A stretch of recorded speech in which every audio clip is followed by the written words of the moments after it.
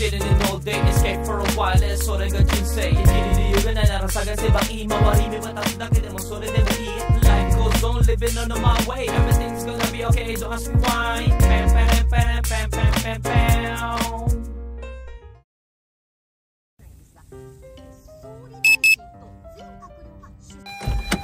Ay, good day, ohayo gozaimasu.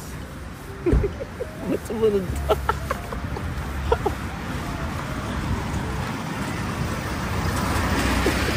Sumunod si Kuya Rael. Dito na lang siguro kami kakain. Kakain kaya to? Ba't sumunod to?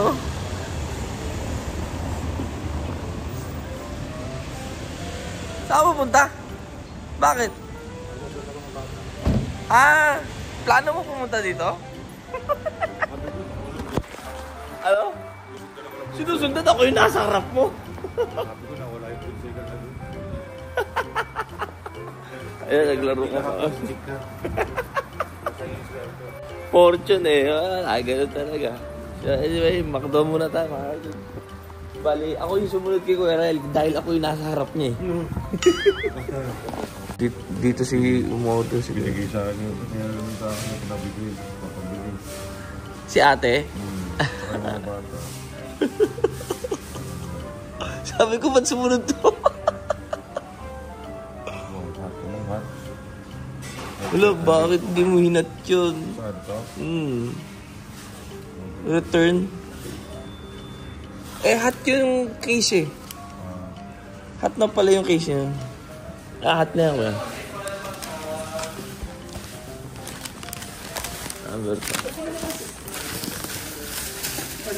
Ketchup, touch tsukete kudasai. Uy, andiyan ka pa rin. Una na ako ya. Ingat ka. So yun mga goods. Grabe lakas ng ulan kahapon. At kahapon din dumating yung bagyo sa Pilipinas. Well, buti puro hangin lang siya. No? Hindi siya yung ulan talaga na ano na madaming tubig. So ayan, usually pag nagmamakdo tayo, day off tayo. Uwi muna tayo at kainin na natin to.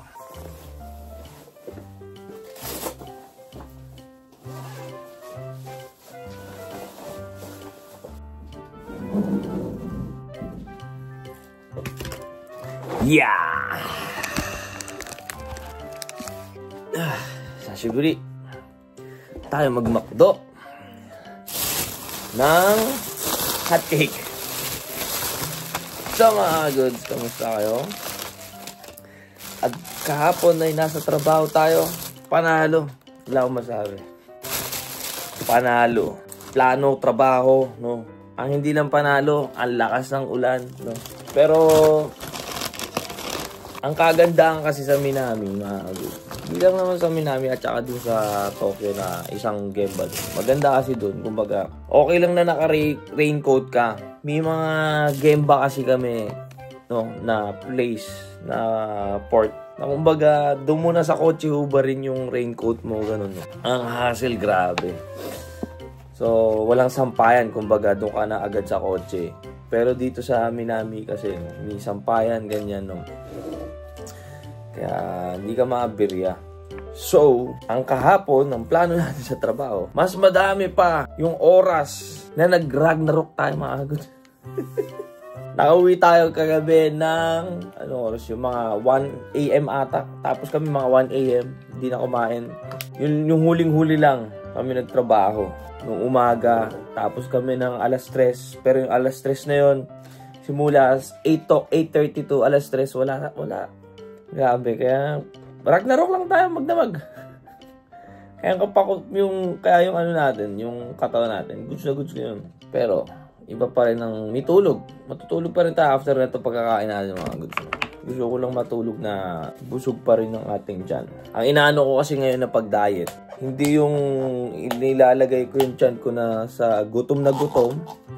Kumbaga, every hour na nag-feel ko na gutom ako, kakain ako ng konti para lumit na lumit yung ano natin, yung tiyan natin. Pero tinatry ko lang naman. Pero effective naman siya mga goods. Pero ano naman kasi yun. Kaya pero kakain na muna tayo. No? Wala lang, masasayangan na ako sa ginawa ni Kuya Ryan. Ay nako. Wala siya ganyan talaga yun. Magdamag kasi nagbaraha yung mga yun eh. Kaya ako naman kasi minsan lang talaga kasi ako maglaro. Kaya dinala ko yung laptop ko. Naglaro tayo ng naglaro. Naglaro si Kuya Ryan. Basta may ano kasi ano eh. May something kasi sa ano natin. Sa pagka-charm natin. Wala. So anyway, kain na muna tayo mga goods. Hindi ko alam kung matutulog ako o nakabukas ang computer ko eh. Sumaglit pa tayo kagabi pag uwi natin dito eh. Ano talaga kasi, no? Yung masasabi. Feel ko naman lumabas. Kaya just in case, binablog ko. Mamaya kasi lumabas tayo. Sayang. Maganda, nakablog tayo. Umaga pa lang. Feel ko naman lumabas. Meron tayong gusto puntahan eh. Pero iba pa rin talaga kasi, no? Pupunta tayo kay Shu. Namimiss ko na yung bata mga goods. Grabe. 3 linggo na ata kami din nagkikita ni Shu ah. Baka nasa 3 na nga. Ang huli natin kasama si Shu yung sa ano eh. Naglaro tayo sa game center. Saan ba yun? Sa Granberry Mall ata yung huli namin ni Shu. Ay, so ganun. Malapit lang talaga ang bahay natin sa kanila. May nandun tayo. Pero wala, dito kasi yung trabaho natin. Mahirap umalis. Lalo na sa trabaho ko mga. Siyempre, alam nyo naman, di ba? Minsan, babalik agad tayo sa bahay, ganyan, no? Nakakatulog kasi agad tayo. So, anyway, itadakimasu. Kain na muna tayo. Chicha ng chicha. Ang bilis na talaga lumamig pag winter na.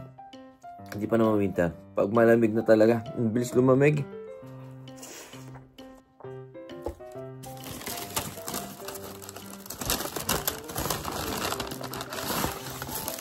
Kala ko malamig din eh. Isosoli ko talaga to dun eh.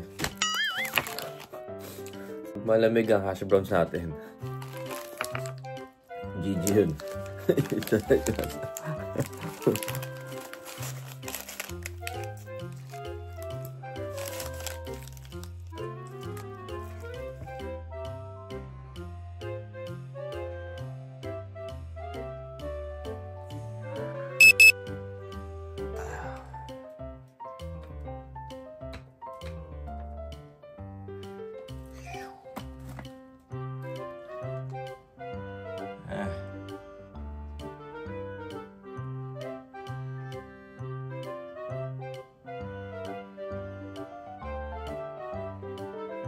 Fats, water, muscle, bone, calories, liver fats.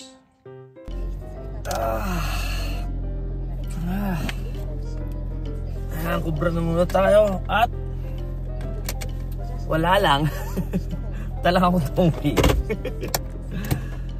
Ay, hindi ko talaga na-feel na gumala mga goods.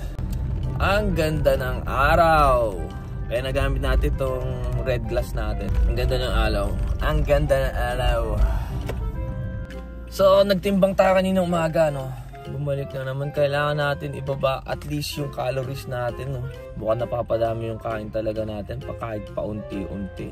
Well, kumain naman kasi ako kanina McDo nung umaga, no? Kaya medyo mataas yung naging timbang natin. Pero dapat talaga noon 76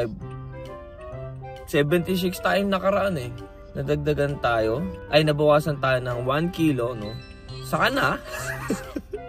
Hindi pa kasi magbabago yan eh. Posible pa mag-rebound yan, no? Ano eh.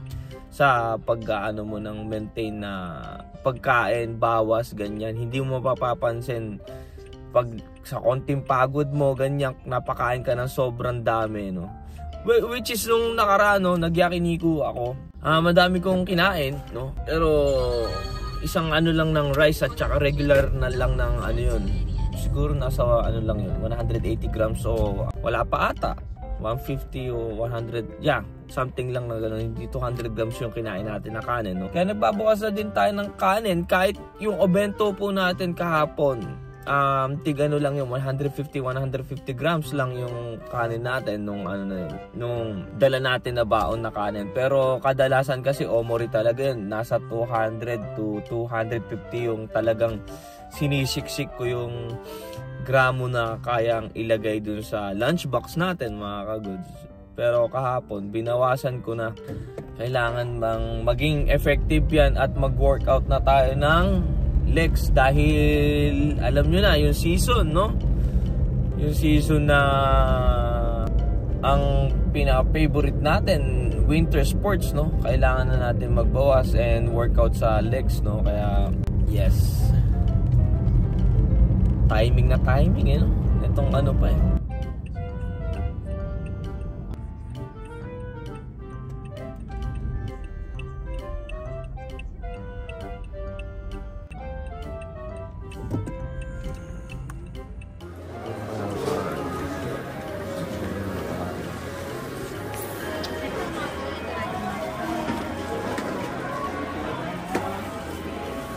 こう行っちゃっていいの？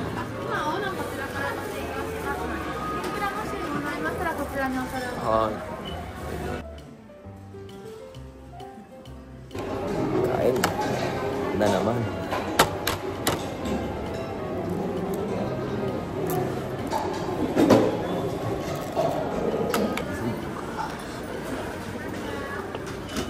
Sauce.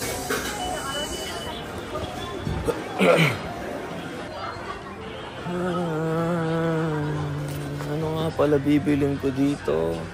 Sabon pala sa mukha. Sabon sa mukha.